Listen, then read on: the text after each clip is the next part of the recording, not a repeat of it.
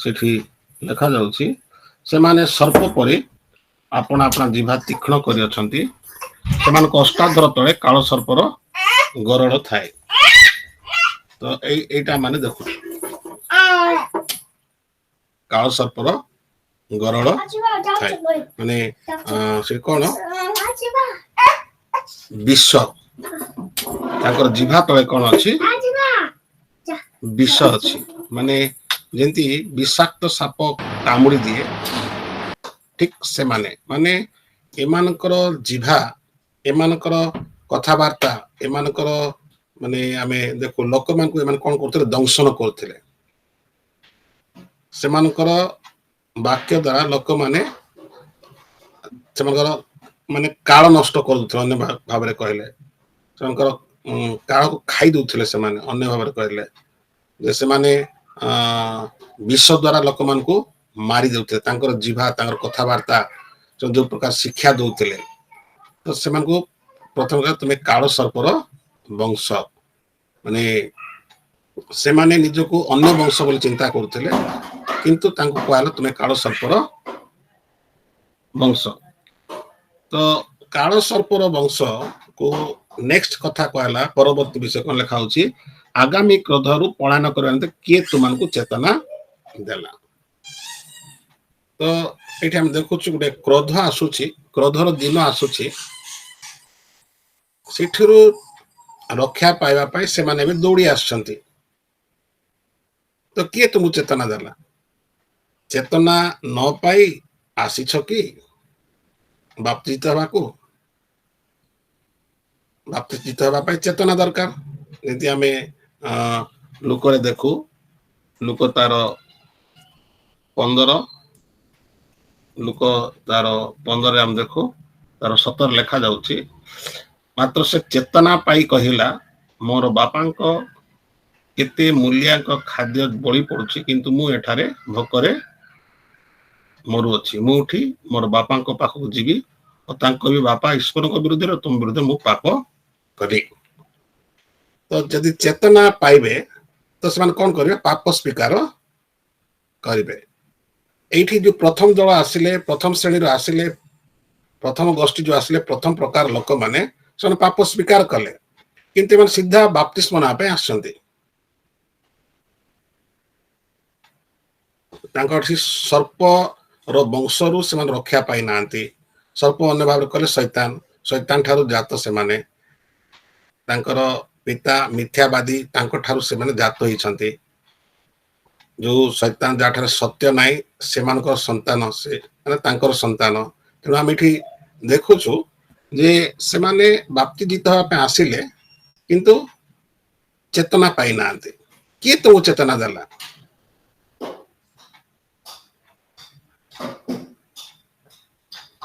ଆଗାମୀ କ୍ରୋଧ ଜାଣିଛ ତମେ, କିନ୍ତୁ ଚେତନା ନ ପାଇ ତମେ କେମିତି ଆସିଛ ବାପ୍ତିସ୍ମ ନେବା ପାଇଁ? ତାପରେ ଆମେ 8 ପଦ ଦେଖୁ, ଏଣୁ ମନ ପରିବର୍ତ୍ତନର ଉପଯୁକ୍ତ ଫଳ ଉତ୍ପନ୍ନ କର। ଆଜି ଆମେ ଏଇଟା କିଛି ସମୟ ଦେଖିବା। ମୁଁ ଆଗରୁ ଟିକେ ମାନେ ତାର ବିଷୟ କହିଥିବି, ଶୁଣିଥିବ, କିନ୍ତୁ ଆଜି ଭଲ ଭାବେ ଦେଖିବା। ମନ ପରିବର୍ତ୍ତନର ଉପଯୁକ୍ତ ଫଳ। ଆଉ ଗୋଟେ ପଦ ଆମେ ପଢିବା, ସେଇଟା ପଢିଥିବା ତ ଭଲ ହବ। ପ୍ରେରିତ ତାର 26, ପ୍ରେରିତ ତାର 26, ଏଇଟା ବି ମୁଁ କହିଛି, କିନ୍ତୁ ଆଜି ଯଦି ଆମେ ଟିକେ ଭଲ ଦେଖିବା, ଯୋଉଟା କି ଆମେ ବୁଝିପାରିବା, ଯୋଉଟା କି ଏଇଟା ଏଇ ବିଷୟରେ ଅନେକ ଆମେ ଜାଣିନଥାଉ। 26 ତାର 20, ପ୍ରେରିତ 26 ତାର 20, ସେଠି ଆମେ କଣ ଦେଖୁଛୁ? ଲେଖା ଯାଉଛି ଯେ 20 ପଦରେ, କିନ୍ତୁ ପ୍ରଥମେ ଦମେଶକରେ ଓ ଜେରୁସାଲେମ ଲୋକମାନଙ୍କ ନିକଟରେ, ପରେ ଜିହୁଦା ପ୍ରଦେଶର ସମସ୍ତ ଅଞ୍ଚଳରେ, ପୁଣି ବିଜାତିଙ୍କ ନିକଟରେ ମଧ୍ୟ ପ୍ରଚାର କରିବାକୁ ଲାଗିଲି, ଯେପରି ସେମାନେ ମନ ପରିବର୍ତ୍ତନ କରି ଈଶ୍ୱରଙ୍କ ପ୍ରତି ଫେରି ଆସନ୍ତି ଓ ମନ ପରିବର୍ତ୍ତନର ଉପଯୁକ୍ତ କାର୍ଯ୍ୟ କରନ୍ତି। ମାନେ ମନ ପରିବର୍ତ୍ତନ କରିଛନ୍ତି ତ ଉପଯୁକ୍ତ ଫଳ ଆଉ ଉପଯୁକ୍ତ କର୍ମ ସେଠି କୁହାଯାଉଛି। ମନ ପରିବର୍ତ୍ତନ କରିଛନ୍ତି ତାର ଯଥାର୍ଥତା କଣ? ମନ ପରିବର୍ତ୍ତନ ନ କରି ସେମାନେ ବାପ୍ତିତ ହେଇପାରିବେ ନାହିଁ। ତ ମନ ପରିବର୍ତ୍ତନ ଉପଯୁକ୍ତ ଫଳ ଉତ୍ପନ୍ନ କର। ଆମେ ଦୁଇଟା ବିଷୟ ଦେଖୁଛୁ। ପାଉଲ ବି କହୁଛନ୍ତି ମୁଁ ଚାରିଆଡେ ପ୍ରଚାର କରିବା ଲାଗିଲି। କଣ ପ୍ରଚାର କଲି? ମନ ପରିବର୍ତ୍ତନ କରିବେ। ଆଉ ଆମେ ତାର 17 ପଦ ପଢିବା। ପ୍ରେରିତ ତାର 26 ତାର 17 ସେଠି ଲେଖା ଯାଉଛି, ସ୍ୱଜାତି ଓ ବିଜାତି ମାନେ ଯେପରି ଅନ୍ଧକାରରୁ ଆଲୋକ ପ୍ରତି ଓ ଶୈତାନର ଶକ୍ତିରୁ ଈଶ୍ୱରଙ୍କ ପ୍ରତି ଫେରନ୍ତି, ପୁଣି ପାପ କ୍ଷମା ଓ ଆମଠାରେ ବିଶ୍ୱାସ ଦ୍ୱାରା ପବିତ୍ରୀକୃତ ଲୋକମାନଙ୍କ ମଧ୍ୟରେ ଅଧିକାର ପ୍ରାପ୍ତ ହୁଅନ୍ତି। ତ ଏଇଠି ଆମେ ଦେଖୁ ଯେ ପ୍ରଭୁ ତାଙ୍କୁ ସେ ଦର୍ଶନ ଦ୍ୱାରା କହୁଛନ୍ତି ଯେ ଆମେ ତୁମକୁ କାହିଁକି ପ୍ରେରଣା କରୁଛୁ, କାହିଁକି ଆମେ ପଠାଉଛୁ? ଯେମିତି ଲୋକମାନେ କଣ କରିବେ? ମନ ପରିବର୍ତ୍ତନ କରିବେ। ଏଠି ଭଲ ଭାବେ ଦେଖିବ, ଦୁଇଟା ବିଷୟ ମନେ ରଖିବ। ଗୋଟେ ହେଲା କଣ? ଏଇ 17 ପଦରେ ଭଲ ଲକ୍ଷ୍ୟ କର, ସେଇଟା ମନେ ରଖିବ। ଗୋଟେ ହେଲା ଈଶ୍ୱରଙ୍କ ପ୍ରତି ଫେରିବା, ଗୋଟେ ହେଲା ଈଶ୍ୱରଙ୍କ ପ୍ରତି ଫେରିବା, ଆଉ ଦ୍ୱିତୀୟ ବିଷୟ ହେଲା ଆମ୍ଭଠାରେ ବିଶ୍ୱାସ। ମାନେ ପ୍ରଭୁଙ୍କ ଆଡେ ଫେରିବା, ମନ ପରିବର୍ତ୍ତନ କରିବା, ଈଶ୍ୱରଙ୍କ ଆଡେ ମନ ପରିବର୍ତ୍ତନ କରିବା, ଆଉ ଯୀଶୁ ଖ୍ରୀଷ୍ଟଙ୍କୁ ବିଶ୍ୱାସ କରିବା। ଯେହେତୁ ଯୀଶୁ ଏଠି ଦର୍ଶନ ଦ୍ୱାରା କହୁଛନ୍ତି, ସେ କହୁଛନ୍ତି ଆମ୍ଭଠାରେ ବିଶ୍ୱାସ। ତ ଈଶ୍ୱରଙ୍କ ଆଡେ ମନ ପରିବର୍ତ୍ତନ ଆଉ ଯୀଶୁଙ୍କ ଆଡେ ବିଶ୍ୱାସ, ଏ ଦୁଇଟା ଏକତ୍ର ଯାଏ। ଆଉ ସେଇଟା ତ ଲେଖା ଯାଉଛି ଯେ ତାର ମାନେ 22 ପଦରେ ପଢୁଛୁ, ଯେ 20 ପଦରେ ପଢୁଛୁ ଯେ ମନ ପରିବର୍ତ୍ତନର ଉପଯୁକ୍ତ କାର୍ଯ୍ୟ କର। ଈଶ୍ୱରଙ୍କ ପ୍ରତି ଫେରି ମନ ପରିବର୍ତ୍ତନ ଉପଯୁକ୍ତ କାର୍ଯ୍ୟ କର। ତ ଯୋଉ ମନ ପରିବର୍ତ୍ତନ ଲୋକମାନେ କଲେ, ଯୋଉଟା ପ୍ରଭୁ ଯୀଶୁ କହୁଛନ୍ତି 17 ପଦରେ, ଈଶ୍ୱରଙ୍କ ପ୍ରତି ଫେରିଲା ପରେ ଆଉ ଗୋଟେ କାମ ହବ, ଆମ୍ଭଠାରେ ବିଶ୍ୱାସ। ଆମ୍ଭଠାରେ ବିଶ୍ୱାସ ମାନେ ଯୀଶୁଙ୍କ ଠାରେ ବିଶ୍ୱାସ। ଏଇ ଯୋଉ ବିଷୟଟା ବେଶୀ ଗୁରୁତ୍ୱପୂର୍ଣ୍ଣ, ଏଇଟାକୁ ଲକ୍ଷ୍ୟ କରିବା। ଆମେ ଆଉ ଗୋଟେ ପଦ ପଢିବା, ପ୍ରେରିତ ତାର 20 ତାର 21, ପ୍ରେରିତ 20 ତାର 21 ସେଠି ଲେଖା ଯାଉଛି ଯେ ଈଶ୍ୱରଙ୍କ ପ୍ରତି ମନ ପରିବର୍ତ୍ତନ, ପୁଣି ଆମମାନଙ୍କ ପ୍ରଭୁ ଯୀଶୁଙ୍କ ପ୍ରତି ବିଶ୍ୱାସ। ଏ ବିଷୟରେ ସେ ସାକ୍ଷ୍ୟ ଦେଉଥିଲେ। ଈଶ୍ୱରଙ୍କ ଆଡେ କଣ କରିବେ? ମନ ପରିବର୍ତ୍ତନ କରିବେ, ଆଉ ଯୀଶୁଙ୍କ ଆଡେ ବିଶ୍ୱାସ କରିବେ। ଏ ଦୁଇଟା ବିଷୟ ଏକତ୍ର ଯିବ। ଏ ଦୁଇଟା ଯଦି ଏକତ୍ର ନ ଗଲା ତ ମନ ପରିବର୍ତ୍ତନର ବାସ୍ତବତା ରହିବ ନାହିଁ, ମନ ପରିବର୍ତ୍ତନ ସତ୍ୟତା ରହିବ ନାହିଁ, ତାକୁ ମନ ପରିବର୍ତ୍ତନ ବୋଲି କୁହାଯିବ ନାହିଁ। ଈଶ୍ୱରଙ୍କ ଆଡେ ମନ ଫେରାଇବା ଆଉ ଯୀଶୁଙ୍କ ଆଡେ ବିଶ୍ୱାସ କରିବା। ଆମେ ଆଉ ଗୋଟେ ପଦ ଦେଖିବା ସମସ୍ତେ, ମାର୍କ ତାର 1:15, ମାର୍କ 1:15 ସେଠି ଆମେ ଦେଖୁ ଲେଖା ଯାଉଛି, କାଳ ସମ୍ପୂର୍ଣ୍ଣ ହେଲାଣି, ଈଶ୍ୱରଙ୍କ ରାଜ୍ୟ ସନ୍ନିକଟ, ମନ ପରିବର୍ତ୍ତନ କର ଓ ସୁସମାଚାରରେ ବିଶ୍ୱାସ କର। ଏଇଟା ମାନେ ପ୍ରଭୁ ଯୀଶୁ ବି କହିଲେ ଯେ ମନ ପରିବର୍ତ୍ତନ କର ଆଉ ବିଶ୍ୱାସ କର। ସୁସମାଚାର, ଆମେ ଜାଣିଛୁ ସୁସମାଚାର କଣ? ଆମେ ମାର୍କ 1 କରିଦେଲୁ। ସୁସମାଚାର ହେଲେ ଯୀଶୁ ଖ୍ରୀଷ୍ଟ। ଯୀଶୁ କିଏ ଜାଣିବା। ଯୀଶୁ କିଏ? ଯୀଶୁ ହଉଛନ୍ତି ମୋର ପାପ ନିମନ୍ତେ ଯେ ମୃତ୍ୟୁ ଭୋଗ କଲେ, ଯେ ସମାଧିସ୍ଥ ହେଲେ, ଯେ ଉଠିଲେ। ତ ସୁସମାଚାର ରେ ବିଶ୍ୱାସ, ଈଶ୍ୱରଙ୍କ ଆଡେ ମନ ଆଉ ସୁସମାଚାରରେ ବିଶ୍ୱାସ, ଏ ଦୁଇଟା ବିଷୟ ଯେତେବେଳେ ଏକତ୍ର ହୁଏ, ଏକତ୍ର ଯାଏ, ତେବେ ତାକୁ ମନ ପରିବର୍ତ୍ତନ ବୋଲି କୁହାଯିବ। ସେଟା ହେଲା ମନ, ମାନେ ଯୋଉଟା କି ଆମେ ଏଇଠି ଦେଖୁ ମାଥ୍ୟୁ ଲେଖୁଛନ୍ତି ଯୋଉଟା 3:8, ମନ ପରିବର୍ତ୍ତନର ଉପଯୁକ୍ତ ଫଳ ଉତ୍ପନ୍ନ କର। ସେମାନେ ଚେତନା ପାଇନାହାନ୍ତି, ମନ ପରିବର୍ତ୍ତନ କରିନାହାନ୍ତି, ଆଉ ଉପଯୁକ୍ତ ଫଳ କରିନାହାନ୍ତି, କେବଳ ବାପ୍ତିସ୍ମ ନେବା ପାଇଁ ଆସିଛନ୍ତି ସେମାନେ। এই ସମାନ କଥା ମାନେ ଲୁକରେ ଦେଖିବା। ଲୁକ ତାର 3 ଅଧ୍ୟାୟ, ଲୁକ ତାର 3 ଅଧ୍ୟାୟ ମାନେ ଦେଖୁ 8 ପଦ, ଏଣୁ ମନ ପରିବର୍ତ୍ତନର ଉପଯୁକ୍ତ ଫଳ ଉତ୍ପନ୍ନ କର। ତ ଜହନ ସେମାନଠାରେ ଚେତନା ଦେଖି ନାହାନ୍ତି କି ମନ ପରିବର୍ତ୍ତନର ଉପଯୁକ୍ତ ଫଳ ଦେଖି ନାହାନ୍ତି, କିନ୍ତୁ ସେ ସରଳ ଲୋକମାନେ ଯେଉଁମାନେ ଆସିଲେ, ସିଧା ଆସିଲେ, ପାପ ସ୍ୱୀକାର କଲେ, ବାପ୍ତିସ୍ମ ନେଇଗଲେ, ସେମାନେ ବାପ୍ତିସ୍ମିତ ହେଲେ। ଏମାନେ ବାପ୍ତିସ୍ମ ନାୟକ ଆସୁଛନ୍ତି, କିନ୍ତୁ ତାଙ୍କ ଭିତରେ ମନ ପରିବର୍ତ୍ତନ ହେଇନାହିଁ, ଚେତନା ପାଇନାହାନ୍ତି। ପବିତ୍ର ଆତ୍ମା ଯୋଉ ଚେତନା ଦିଅନ୍ତି, ସେ ଚେତନା ସେମାନେ ପାଇନାହାନ୍ତି। ଆଉ ଗୋଟେ ବଡ ବିଷୟ ହେଲା କଣ?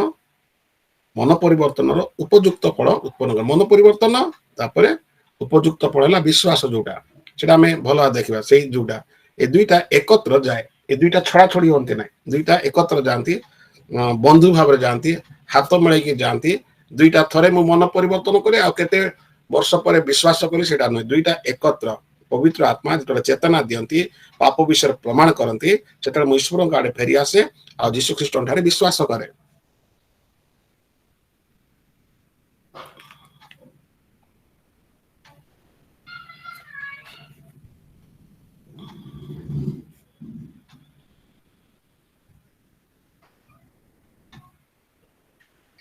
ତାଙ୍କ ଭିତରେ ମନ ପରିବର୍ତ୍ତନର ବିଷୟ କିଛି ନାହିଁ।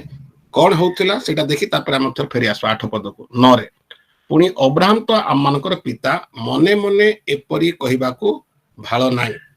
ତାଙ୍କର ଭିତରେ ଭାବୁଥିଲେ, ଆମେ ତ ଅବ୍ରାହମଙ୍କର ସନ୍ତାନ, ଆମର ବାପା ଅବ୍ରାହମ ଆମର ପିତା, ତାଙ୍କୁ ରକ୍ଷା କରିଦେବେ। କିନ୍ତୁ ଯୋଉ ଦୃଷ୍ଟାନ୍ତ ପ୍ରଭୁ ଦେଲେ ଲାଜାର ଧନୀ ବିଷୟରେ, ସେଠି ହେ ପିତା ଅବ୍ରାହମ ବୋଲି ଯେତେବେଳେ ଡାକୁଛି ଧନୀ, ସେତେବେଳେ ତାକୁ କହିଲେ ତମର ଆମର ମଧ୍ୟରେ ବ୍ୟବଧାନ ଅଛି। ଅବ୍ରାହମ କେବେ ରକ୍ଷା କରିପାରିବେ ନାହିଁ। ଅବ୍ରାହମ କେବେ ରକ୍ଷା କରିପାରିବେ ନାହିଁ। ସେମାନେ ଅବ୍ରାହମକୁ ପିତା ବୋଲି ଡାକୁଥିଲେ, ଅବ୍ରାହମକୁ ପିତା ବୋଲି କହିଦେଲେ ଯେ ରକ୍ଷା ପାଇଯିବେ, ସେଟା ନୁହେଁ।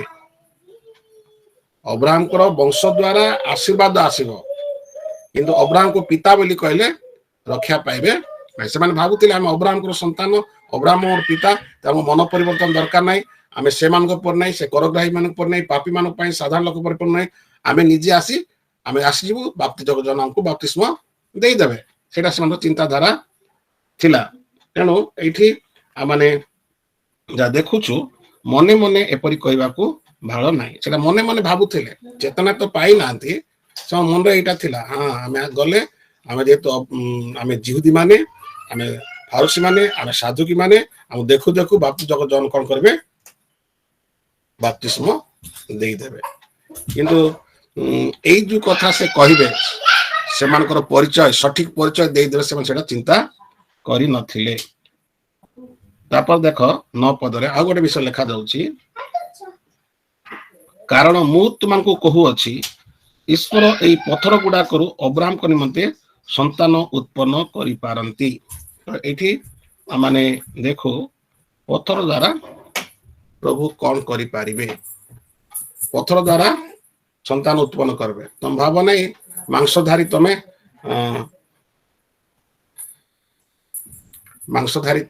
ଆଉ ତମକୁ ସେ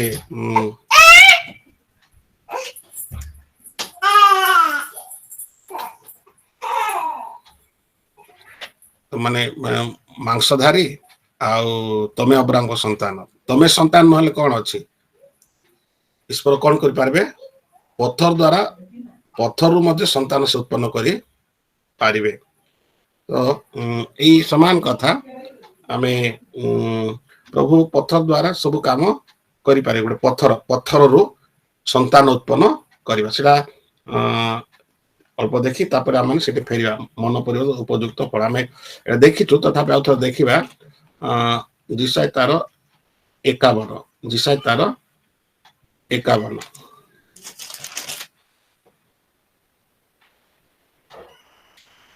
ଲେଖା ଯାଉଛି, ତାର 1ରେ, ହେ ଧର୍ମର ଅନୁଗାମୀ ଗଣ, ହେ ସଦାପ୍ରଭୁଙ୍କ ଅନ୍ୱେଷଣକାରୀ ଗଣ, ତୁମମାନେ ଆମର କଥା ଶୁଣ। ତୁମମାନେ ଯୋଉ ଶୈଳରୁ କଟା ହେଇଥିଲ, ଯୋଉ ଗର୍ତ୍ତର ଛେଦରୁ ଖୋଳା ହୋଇଥିଲ, ତହିଁ ପ୍ରତି ଦୃଷ୍ଟିପାତ କର। ସେ ଲେଖା ଯାଉଛି 2 ପଦରେ, ତୁମମାନଙ୍କ ପିତା ଅବ୍ରାହମ ପ୍ରତି ଓ ତୁମମାନଙ୍କ ପ୍ରସବକାରୀ ସାରା ପ୍ରତି ଦୃଷ୍ଟି କର। ଏଇଠି ଆମେ ଦେଖୁ, ସେମାନେ ଗୋଟେ ଶୈଳ ପରିଥିଲେ, ପଥର ପରିଥିଲେ। ଗୋଟେ ପିତା ହେବା, ମାତା ହେବା ସମ୍ଭାବନା ତାଙ୍କ ପାଖରେ ନଥିଲା। ସେମାନେ 100 ବର୍ଷ ହେଲା ତାକୁ ଛୁଆ ହେଇନାହିଁ, ଆଉ ସାରାକୁ 90 ବର୍ଷ ହେଇଛି ତାକୁ ମଧ୍ୟ ଛୁଆ ହେଇନାହିଁ। ତ ସେମାନେ ସକ୍ଷମ ନଥିଲେ, ପଥର ପାଲଟି ଯାଇଥିଲା ତାର ଗର୍ଭ। ଗୋଟେ ଆମେ ଅନ୍ୟ ଭାବରେ କହିଲେ ପଥର। ସେଇଟାକୁ ଆମେ ଆଉ ଗୋଟେ ଦେଖିବା ଆଦି ପୁସ୍ତକ ତାର 18 ଆଉ 14। ଆଦି ପୁସ୍ତକ 18 ଆଉ 14।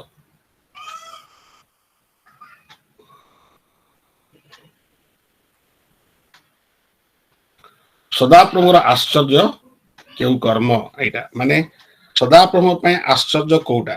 ମୁଁ ଗତଥର ଦେଖାଇଥିଲି 17 ଅଧ୍ୟାୟରେ ଅବ୍ରାମ ହସିଥିଲା, 18 ଅଧ୍ୟାୟରେ ସାରା ବି ହସୁଛି। ତ ତାଙ୍କର ଅବସ୍ଥା କଣ ହେଇଛି? ତାଙ୍କୁ ପଥର ବୋଲି କାହିଁ କୁହାଯାଉଛି? ଶୈଳରୁ କଟା ହେଲ। ପ୍ରଥମ ବିଷୟ ହେଲା 11 ପଦ, ଆଦି ପୁସ୍ତକ 18:11। ଅବ୍ରାହମ ଓ ସାରା ବୃଦ୍ଧ ଓ ଗତ ବୟସ୍କା ଥିଲେ, ପୁଣି ସାରାଙ୍କର ସ୍ତ୍ରୀ ଧର୍ମ ନିବୃତ୍ତ ହେଇଥିଲା। ଏଟା ଆମେ ଦେଖିଥିଲୁ। ତେଣୁ ଆଉ ଥରେ ଦେଖିବା କାରଣ ହେଲା କଣ? ଏଇ ଯୋଉ ଅଂଶ ପାଇଁ ଆମେ ଆଉ ଥରେ ଦେଖୁଛୁ ଯେ ବଥ ମାନେ ପିତା ମାତା ବା ଅବ୍ରାହମ ଆଉ ସାରା ଉଭୟ ଅସକ୍ଷମ ଥିଲେ, ଅସମର୍ଥ ଥିଲେ ସନ୍ତାନ ପାଇଁ। ଏଇଠି ମାନେ ଦେଖିପାରିବୁ ସାରା ମଧ୍ୟ କହିଲା ଯେ ମୋର ଏଇ ଶୀର୍ଣ୍ଣାବସ୍ଥାରେ, ଶୀର୍ଣ୍ଣ ହେଇଯାଇଛି ମାନେ ଆଉ ପଜିବିଲିଟି ନାହିଁ, ଶୁଖି ଯାଇଛି, ଜରା ହେଇଯାଇଛି, ଜଡ଼ ହେଇଯାଇଛି, ଆଉ ହେଇପାରିବ ନାହିଁ, ସନ୍ତାନ ତା ପାଖରେ ହେଇପାରିବ ନାହିଁ।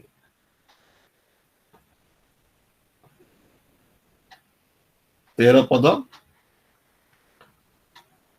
ଆପଣାର ବୃଦ୍ଧାବସ୍ଥାରେ କି ନିଶ୍ଚୟ ସନ୍ତାନ ଜନ୍ମିବ।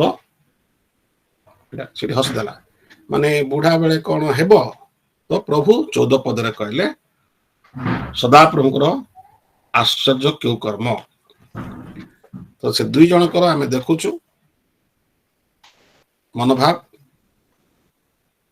ପ୍ରଭୁଙ୍କର କଥାରେ ଆସୁଛନ୍ତି, କିନ୍ତୁ ତାଙ୍କର ଆଉ ବିଶ୍ୱାସ ନହେଲେ ବି ନାହିଁ। ଆମେ ତ ଆସିଲୁ ଏତେ ଦୂର ହେଇଗଲା, ତ ତାଙ୍କ ପାଇଁ ଗୋଟେ ହସ କଥା ପରି। ଶୀର୍ଣ୍ଣ ଅବସ୍ଥା, ସ୍ତ୍ରୀ ଧର୍ମ ମାନେ ନିବୃତ୍ତ ହେଇଯାଇଛି, ବୃଦ୍ଧ ବୟସ୍କା, ଗତ ବୟସ୍କା ଆମେ ଦେଖୁ। ତେଣୁ ତାଙ୍କର କିଛି ଇଏ ନାହିଁ। ତ ପ୍ରଭୁ ସେଠି 14 ପଦରେ କହିଲେ ଯେ ସଦାପ୍ରଭୁଙ୍କର କୋଉଟା ଆଶ୍ଚର୍ଯ୍ୟ? କିଛି ଗୋଟେ ଆଶ୍ଚର୍ଯ୍ୟ ଅଛି ସଦାପ୍ରଭୁ ପାଇଁ? ସଦାପ୍ରଭୁ ପାଇଁ କିଛି ଆଶ୍ଚର୍ଯ୍ୟ ନାଇଁ। ଆସନ୍ତା ଋତୁରେ ତୁମର କଣ? ତ ସେଇ ଯୋଉ ପଥର ପରି ଥିଲା ତାଙ୍କର ଗର୍ଭ, ଦୁଇ ଜଣ ଯାକ ଅସକ୍ଷମ ଥିଲେ, ଯୋଉଠିକି ସନ୍ତାନ ହେବାର ଆଶା ଭରସା କିଛି ନଥିଲା। ତ ସେଠି କହିଲା ଶୈଳରୁ ତୁମେ କଟାଗଲ, ତ ପଥର ପରି ତୁମେ ଥିଲ। ଆଉ ଏଠି ବାତୁଜକ ଜନ କହୁଛନ୍ତି ତମେ କହୁଛ ଆମେ ତାଙ୍କ ପିତା ବୋଲି କହୁଛ, କିନ୍ତୁ ତୁମେ ତାଙ୍କର ସନ୍ତାନ ନୁହଁ। ତୁମେ ତାଙ୍କର ସନ୍ତାନ ନୁହଁ। ତମେ ଯଦି ହେବ ନାହିଁ ତାଙ୍କର ସନ୍ତାନ, କହିଲେ ଆମେ କଣ କରିବୁ? ପଥର ଦ୍ଵାରା ମଧ୍ୟ କରିବ। ପ୍ରଭୁ ପାଇଁ କିଛି ଆଶ୍ଚର୍ଯ୍ୟ ବିଷୟ ନାହିଁ, ପ୍ରଭୁ କରିପାରିବେ।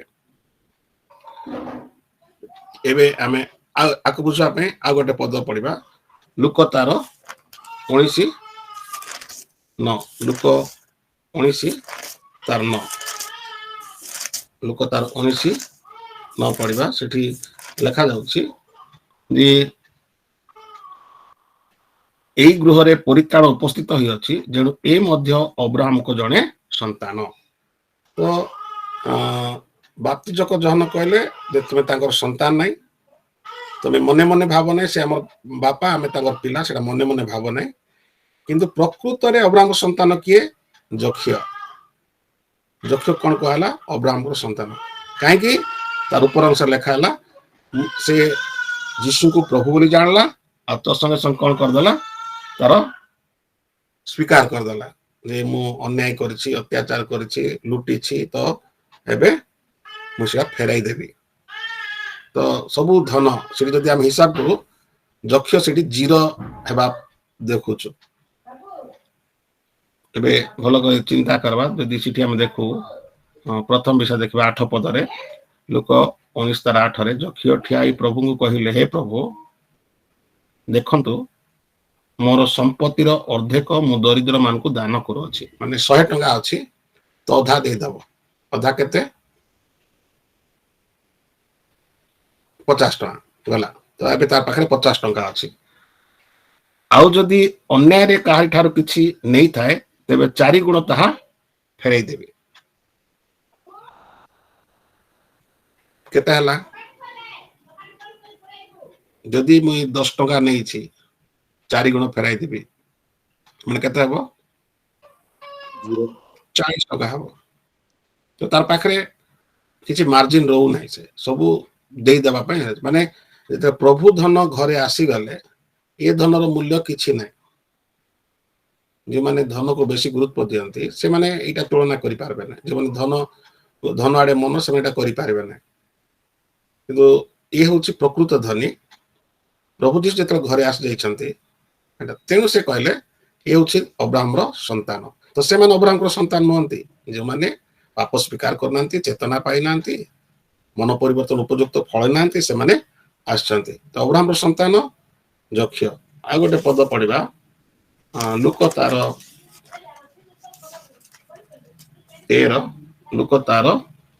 13:16 पद से लिखा जाउछि लुक 13:16 तेबे देख 18 वर्ष व्यापी शैतान द्वारा आबद्ध अब्राहम को कन्या ए स्त्री लोकटी कौन विश्राम बार आपणार बंधन मुक्त हेबार आवश्यक नथिला।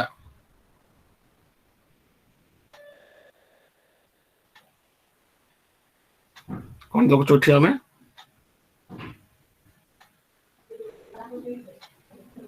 18 वर्ष पाई सड़क हो पार नथिला चली पार नथिला तार उपरे हम देखिबो कष्ट पाउथिला। प्रभु ताको एबे विश्राम दिन 12 दिन कौन कले सुस्थ कर देले आ सुस्थ होला पर कहले ए होची अब्राहम को कन्या। तो अब्राहम को कन्या के अब्राहम को संतान किए यीशु ख्रीष्ट जणाई देले। अन्य माने खाली विश्राम दिन गुरुत्व दउथिले किन तार कष्ट वेदना को से माने जानि पार नथिले। एते तो सुस्थ हे गला माने 13 देखो 13 रे देखो जे 18 वर्ष तार 15 पद रे 18 वर्ष माने 10 रे आरंभ होला से शिक्षा दउथिले आ से शुणुला कि से स्त्री लोक शुणुला जे कि 18 वर्ष पर्यंत दुर्बलकारी आत्मा द्वारा आविष्ट माने स्त्री को दुर्बल करि पकाउथला। से दुर्बल माने से दुर्बल करे से कुब्जा होई कोनसी प्रकार आपन को सड़क करि पारु नथिला। आ प्रभु ताको देखि कहले पाडगे हे नारी तुमरो दुर्बलतार मुक्त हेलो हाथ थईले 13 पद रे से क्षण से सड़क ईश्वर महिमा कीर्तन करने को लागिला। माने प्रथम करे से कोन प्रेज द लॉर्ड बोली कहला महिमा कला ग्लोरीफाई कला यीशु को। तो एठी से होची अब्राहम को कन्या आ जक्ष होची अब्राहम को संतान। तो ए माने कोन मने मने आमे अब्राहम को संतान बोली भाई होचंती सेति पई बाप्तिजक जहन से मानको कहले तमे किए प्रकृत रे तमे काल सर्पर वंश तमे चेतना किए तुमको चेतना देला लोक माने बाप्तिस्म नउछन तुम बाप्तिस्म ना कास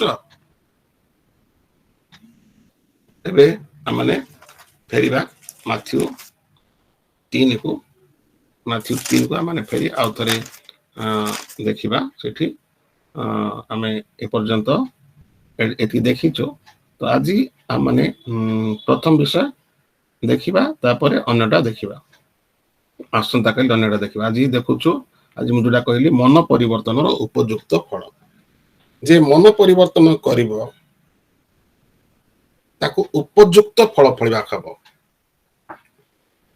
उपयुक्त फल कहले अनेक लोक केमती बुझंती हमें देखिबा माने समस्त प्राय मु एटा बहुत माने देखिछि सुनिछि एबे पर्यंत लोक मन सेटा करंती।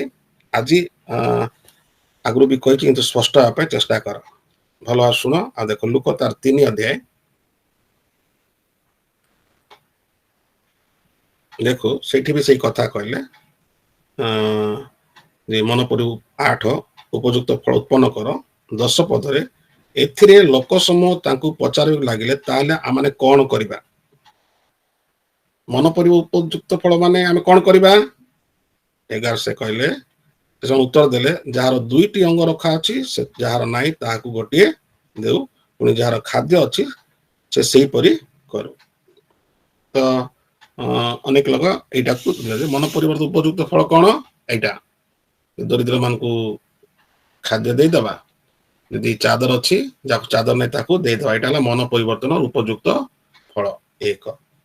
ତାପରେ 12 ପଦରେ ସେଠି ଦେଖିଲୁ, 10 ପଦରେ ସାଧାରଣ ଲୋକମାନେ କହିଲେ। ଏବେ କରଗ୍ରାହୀ ମାନେ ମଧ୍ୟ ବାପ୍ତିସ୍ମ ପାଇବାକୁ ଆସି ତାଙ୍କୁ ପଚାରିଲେ, ହେ ଗୁରୁ, ଆମମାନେ କଣ କରିବା?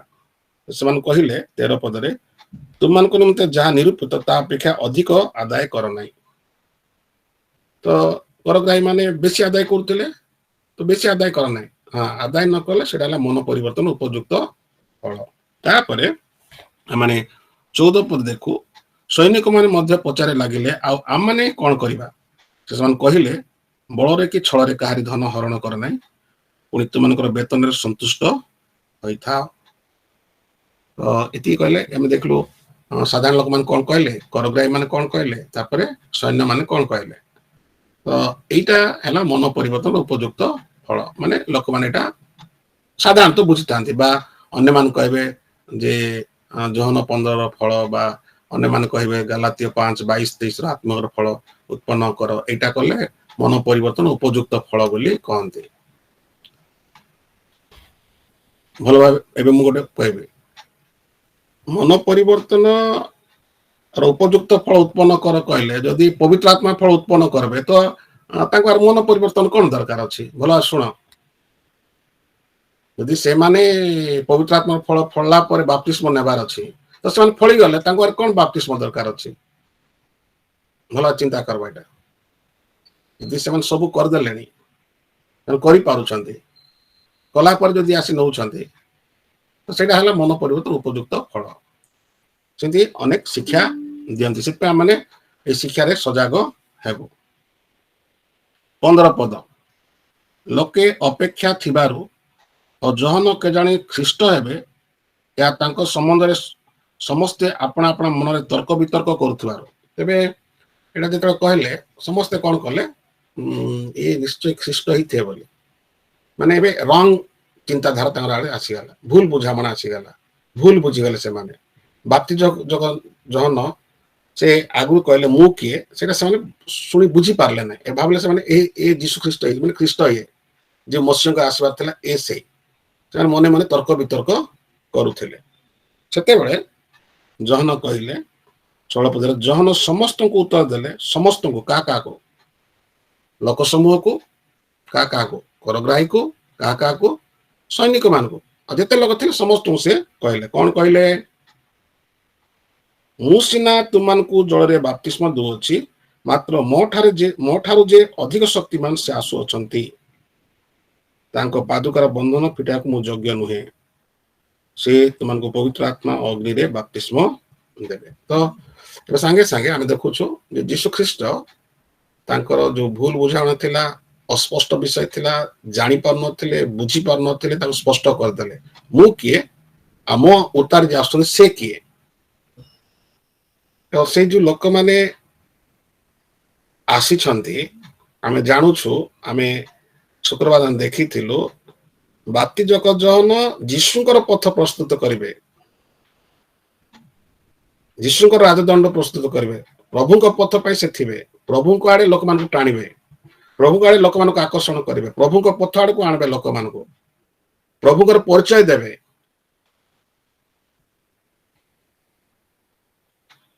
ତ ଏଇଠି ଆମେ ଏପର୍ଯ୍ୟନ୍ତ ଯାହା ଦେଖିଛୁ, ମନ ପରିବର୍ତ୍ତନର ଉପଯୁକ୍ତ ଫଳ ଆମେ ଦେଖିଲୁ। ମନ ପରିବର୍ତ୍ତନ ଆଉ ବିଶ୍ୱାସ ପ୍ରଥମ ଦେଖିଦେଲୁ। ମନ ପରିବର୍ତ୍ତନ ପରେ ଆମେ କଣ କରିବୁ ସେଟା ବୁଝାଇ ଦେଲେ, ଆଉ ତାପରେ ସ୍ପଷ୍ଟ କଥା କହିଦେଲେ ଯେ ମୋ ଉତ୍ତାରେ କିଏ ଆସୁଛନ୍ତି ସେ ବିଷୟ ସେ କହିଦେଲେ। ଯେ ମନ ପରିବର୍ତ୍ତନ କରିବ ସେ କଣ କରିବ, ଆମେ ଏବେ ଆଉ ଗୋଟେ ପଦ ପଢିବା। ଲୁକ ତାର 7 ଅଧ୍ୟାୟ, ଲୁକ ତାର 7 ଅଧ୍ୟାୟ 29 ଆଉ 30। ଏହା ଶୁଣି ସମସ୍ତ ଲୋକ, ଏପରିକି କରଗ୍ରାହୀ ମାନେ ସୁଦ୍ଧା, ଯୋହନଙ୍କ ବାପ୍ତିସ୍ମରେ ବାପ୍ତିତ ହୋଇଥିବାରୁ ଈଶ୍ୱରଙ୍କୁ ଯଥାର୍ଥ ବୋଲି ସ୍ୱୀକାର କଲେ। ଭଲ ଭାବେ ଶୁଣ, ସମସ୍ତ ଲୋକ ପ୍ରଥମରେ ଯୀଶୁ ଯେତେବେଳେ କହିଲେ ବାପ୍ତିଜକ ଯୋହନ କିଏ, 28 ପଦରେ ସେତେବେଳେ ଯେଉଁମାନେ ଜହନଙ୍କ ଦ୍ୱାରା ବାପ୍ତିତ ହେଇଥିଲେ ସେମାନେ କଣ ଲେଖା ଯାଉଛି ସେମାନେ ଈଶ୍ୱରକୁ ଯଥାର୍ଥ ବୋଲି ସ୍ୱୀକାର କଲେ। ଏଇଟା ଭଲ ଏଇଟା ଭଲ ତମେ ଚିନ୍ତା କରିବ। ବାପ୍ତିସ୍ମ ନେଇଥିବାର ଯଥାର୍ଥତା ସେମାନେ ପ୍ରତିପାଦନ କଲେ, ଜଣେଇ ଦେଲେ ଆମେ ଯୋଉ ବାପ୍ତିସ୍ମ ନେଲୁ ତାର ଯଥାର୍ଥତା ଅଛି। ଈଶ୍ୱର ଯେ ଯଥାର୍ଥ, ଈଶ୍ୱର ସତ୍ୟ ଅଟନ୍ତି, ସେମାନେ ଈଶ୍ୱରଙ୍କ ଆଡେ ଆସିଗଲେ। ଈଶ୍ୱର କିଏ ଜାଣିପାରିଲେ ବା ଈଶ୍ୱର ଯାହା ସବୁ କହିଛନ୍ତି ସେ କଥା ସେମାନେ ବୁଝିପାରିଲେ। ଶାସ୍ତ୍ରରେ ଯାହା ଲେଖା ହେଇଛି ସେମାନେ ବୁଝିପାରିଲେ। ସେମାନେ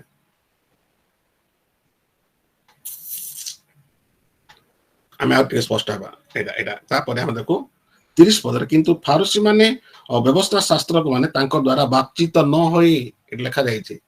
ଯେତେବେଳେ ବାପ୍ତିଜକ ଜହନ କହିଲେ ରେ କାଳ ସର୍ପର ବଂଶ କିଏ ଚେତନା ଦେଲା, ଏଇ ଯୋଉ ଚିତ୍ରଣ କଲେ, ଏଇ ଯୋଉ ବାସ୍ତବତା ଜଣାଇ ଦେଲେ ତ ସେମାନେ ବାପ୍ତିଜିତ ହେଲେ ନାହିଁ। ମନେ ରଖିଥିବ, ଆମେ ସେଠି ଦେଖିବା ମାଥ୍ୟୁ 3 ସେମାନେ ବାପ୍ତିଜିତ ହେଇନାହାନ୍ତି, ସେମାନେ ବାପ୍ତିଜିତ ହେଲେ ନାହିଁ ବା ସେ ବାପ୍ତିସ୍ମ ଦେଇନାହାନ୍ତି। ଏଇଠି ଆମେ ଦେଖୁଛୁ ଯେ ସେଠି ଲେଖା ଯାଉଛି ଈଶ୍ୱରଙ୍କ ସଂକଳ୍ପ ସେମାନେ ଅଗ୍ରାହ୍ୟ କଲେ। ଫାରୁସୀ, ସାଦୁକୀ, ବ୍ୟବସ୍ଥା ଶାସ୍ତ୍ରଜ୍ଞ ମାନେ, ହେରୋଦ୍ୟ ମାନେ ଈଶ୍ୱରଙ୍କର ଯୋଉ ସଂକଳ୍ପ ଥିଲା, ଈଶ୍ୱରଙ୍କର ଯୋଉ ଯୋଜନା ଥିଲା ସେଟା ସେମାନେ ଅଗ୍ରାହ୍ୟ କଲେ। ଈଶ୍ୱରଙ୍କର ସଂକଳ୍ପ କିଏ? ଯୀଶୁ ଖ୍ରୀଷ୍ଟ। ଈଶ୍ୱର ଯୋଜନା କିଏ?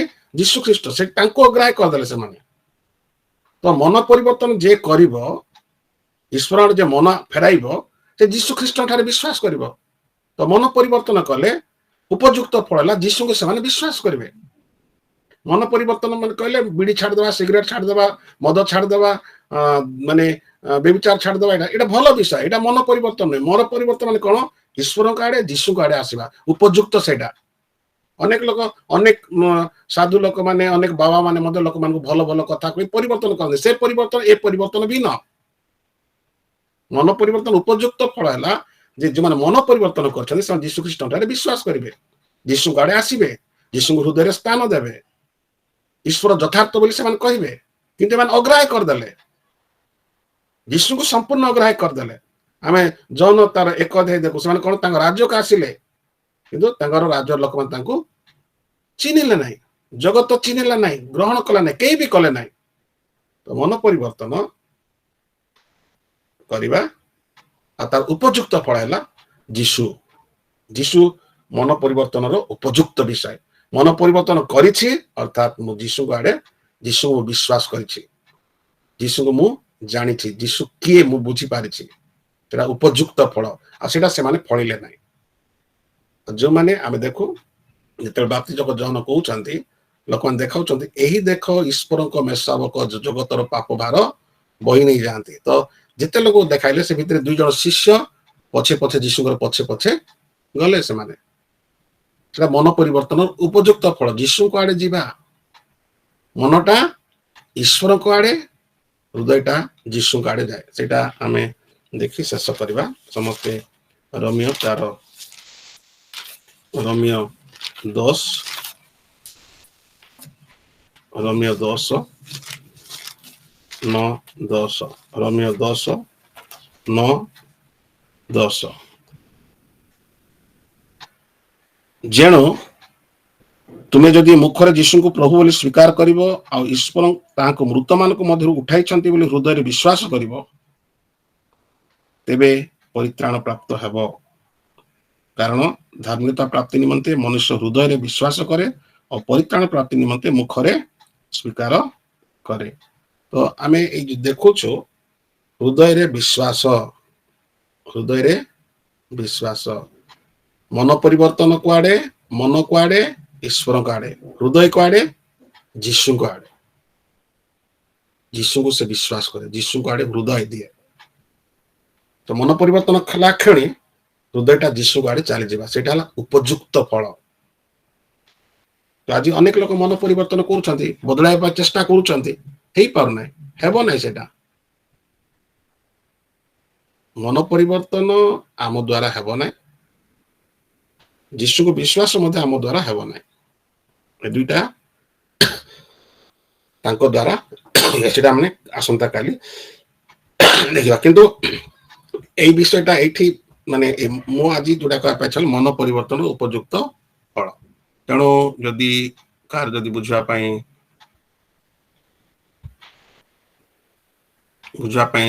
ସକ୍ଷମ ନାହିଁ ବା ପ୍ରଶ୍ନ ଉଠୁଛି ସ୍ପଷ୍ଟ ହେଇପାରୁନି ପଚାର।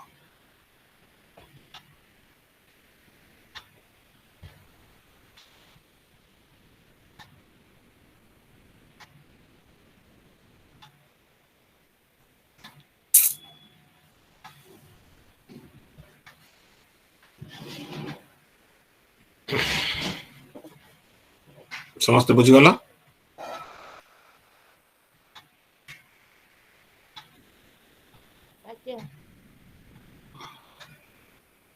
ସାର୍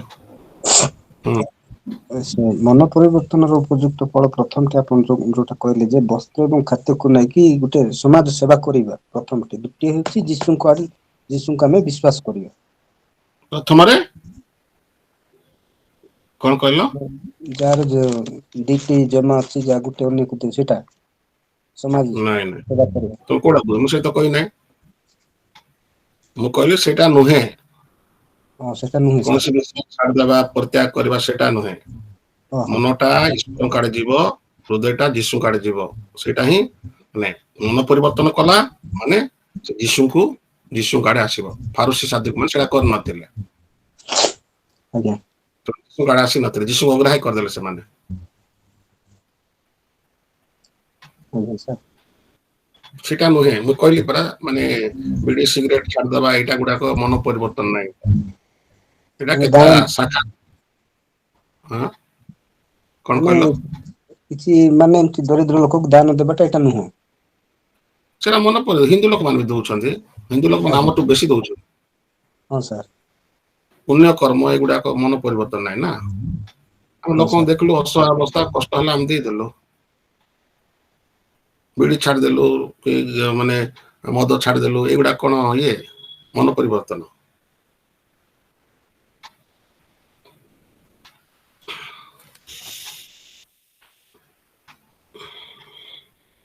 ମୁଁ ମାନେ ବହୁତ ମାନେ ଏଇଟା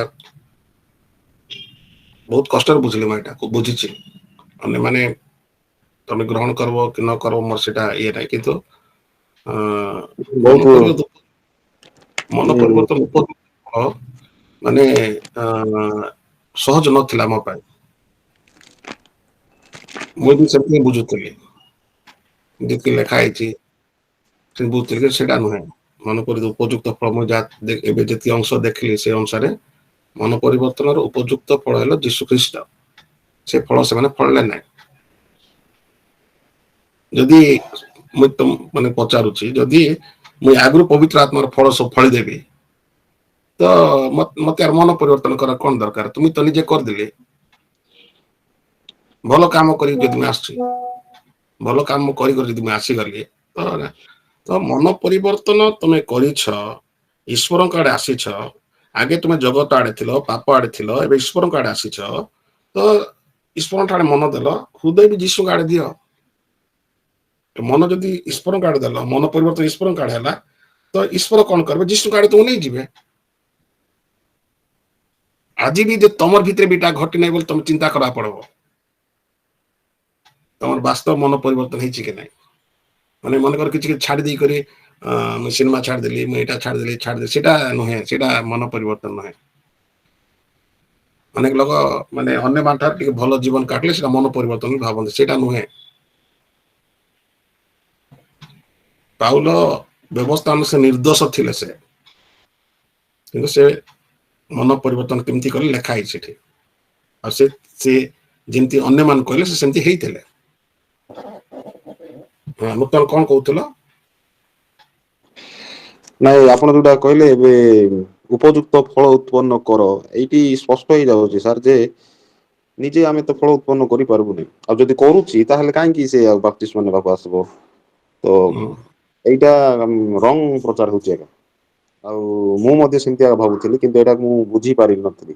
କିନ୍ତୁ ଏବେ ସ୍ପଷ୍ଟ ଏଠି ସରଳ ଅତି ସରଳ ଏଠି କିଛି କନଫ୍ୟୁଜନ ନାହିଁ ଆଉ ଯେ ମନ ପରିବର୍ତ୍ତନର ଉପଯୁକ୍ତ ଫଳ ମାନେ ଆମେ ଭାବୁଥିଲୁ ଯେ ପବିତ୍ର ଆତ୍ମାଙ୍କର ଫଳ ଗାଲାତିଅ 5 ସେଇଟା ଅନ୍ୟ ସବୁ ଆଉ ଅନ୍ୟମାନେ ମଧ୍ୟ ସେଇଟା ଶିକ୍ଷା ୟୁଟ୍ୟୁବରେ ମାନେ ମଧ୍ୟ ମୁଁ ପ୍ରାୟ ଶୁଣିଛି ଆଗରୁ ଶୁଣି ଆସୁଛି ମଧ୍ୟ କିନ୍ତୁ ହୁଁ। ଏବେ ଯଦି କଣ୍ଟେଷ୍ଟ ଆମେ ଯୋଉ ଦେଖିଲୁ ପଦ ପର୍ବ ଦେଖିଲୁ ସେ ଅନୁସାରେ ତ ପୁରା ଆ, ଏଇଟା ଯଦି ମୋର ହୁଁ ମୋର ପ୍ରଶ୍ନ ହେଲା ଯେ ଯଦି ମୁଇଁ ସବୁ କରି କରି ଭଲ କାମ କରି ଆସିବି ତ ମତେ ଆଉ କଣ ଦରକାର ଅଛି କରିବା ପାଇଁ? ସତ କଥା ସାର୍ ଏଇଟା ପୁରା ସରଳ ଏ ପଦରେ ଏଇ ପଦରେ ଆଗ ଇଏ ହେଇଯାଉଛି। ହୁଁ କିନ୍ତୁ ତମେ ଅନ୍ୟମାନଙ୍କୁ କହିଲା ବେଳେ ଭଲ ଭାବରେ ଜାଣିଥିବାର ଅଛି।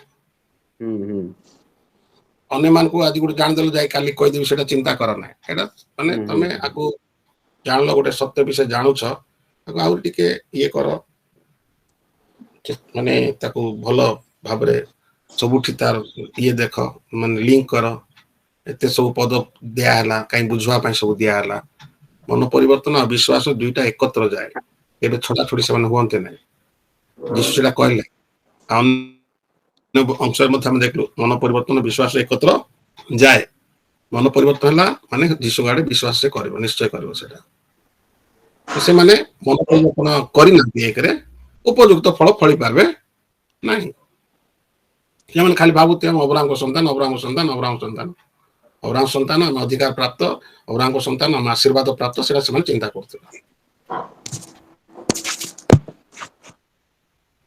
ହୁଁ ଜଗବନ୍ଧୁ ଜଗବନ୍ଧୁ ଆଗରୁ ଶୁଣିଛି ଏଇଟା ବି ହଁ ସାର୍ ନମସ୍କାର ସାର୍। ନମସ୍କାର କୁହ ଏଇ ଯୋଉ ଏଇଟା ଆପଣ କହିଥିଲେ ସାର୍ ମୋର ଟିକେ ମନେ ପଡୁନାହିଁ ଆ ପବିତ୍ର ଆତ୍ମା ଅଗ୍ନିରେ ବାପ୍ତିସ୍ମ ଦେବେ ପ୍ରଭୁ ସେଟା ଯୀଶୁ ମୁଁ କହିନି ସେଟା ରଖି ଛାଡି ଦେଇଛି ସେଟା ଆଜି ହେଇନି ସେଟା ଦେଖବା ସେଟା ତ କୁହାଯାଇଛି ସେଟା ଆମେ ଅଲଗା ଦେଖବା କିନ୍ତୁ ଏଇଟା ଆଗେ ଏତିକି ବୁଝିବାର ଅଛି ତଳଟା ଆମେ ବୁଝବା ସେଇଟା ସେଇଟା ତ ହୋଲ ୱାର୍ଲଡ ଭୁଲ ବୁଝୁଛି ହଁ ବୁଝଛ ସାର୍ ପୁରା ସମସ୍ତେ ଭୁଲ ବୁଝୁଛନ୍ତି ସେଟା ସେ ପଦ ହୋଲ ୱାର୍ଲଡ ବୋଲେ କାଁ ଭାଁ ଲୋକମାନେ ସେ ବାକ୍ୟର ସତ୍ୟତା ବୁଝୁଛନ୍ତି ବାକି ସବୁ କେହି ବୁଝି ନାହାନ୍ତି ଆଉ ଆଜି ମଧ୍ୟ ୟୁଟ୍ୟୁବରେ ଯଦି ଦେଖିବ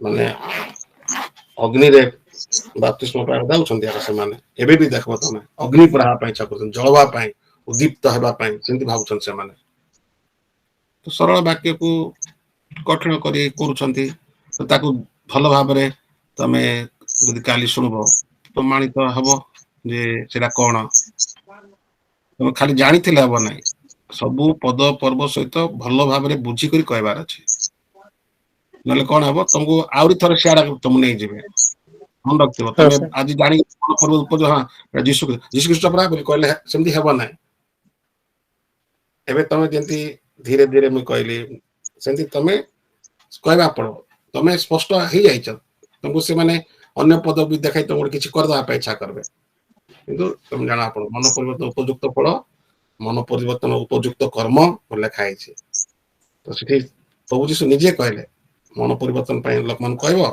ଆହୁରି ମୋ ଠାରେ ବିଶ୍ୱାସ କରିବା ପାଇଁ କହିବ ସେଟା କହିଲେ ପାଉଲଙ୍କୁ ଆଉ ପାଉଲ ସେଇଟା ହିଁ କଲେ ପାଉଲ ଏଫିସରେ ମାନେ ଯୋଉ ପ୍ରଚାର କଲେ ସେ ଲେଖାଯାଇଛି ଈଶ୍ୱରଙ୍କ ଆଡେ ମନ ପରିବର୍ତ୍ତନ ଯୀଶୁଖ୍ରୀଷ୍ଟ ଆଡେ ବିଶ୍ୱାସ ସେ ଜଣେଇଦେଲେ ସେଟା ତ ଏଇଗୁଡା କଣ ମାନେ ଟିକେ ଟିକେ ଗୋଟେ ଲିଙ୍କ ହେଇକରି ଅଛି ଯୋଉଟା କି ଅନେକ ଲୋକ ଦେଖନ୍ତିନି ମନ ପରିବର୍ତ୍ତନ କର ହିଁ କହିବେ ସେମାନେ ସମସ୍ତେ କିନ୍ତୁ ତାର ପରବର୍ତ୍ତୀଟା ଲିଙ୍କ ନ କରିବା ହେତୁରୁ ଲୋକମାନେ ଅନ୍ୟଟା କରିପାରୁନାହାନ୍ତି ଖାଲି ଗୋଟେ ବିଷୟ ହିଁ ସେମାନେ ଜାଉଡି ଧରିବେ କାହିଁକି ମାନେ ସବୁ ଶାସ୍ତ୍ରକୁ ଏକତ୍ର କରି କହିବା ହେଲା ସତ୍ୟତା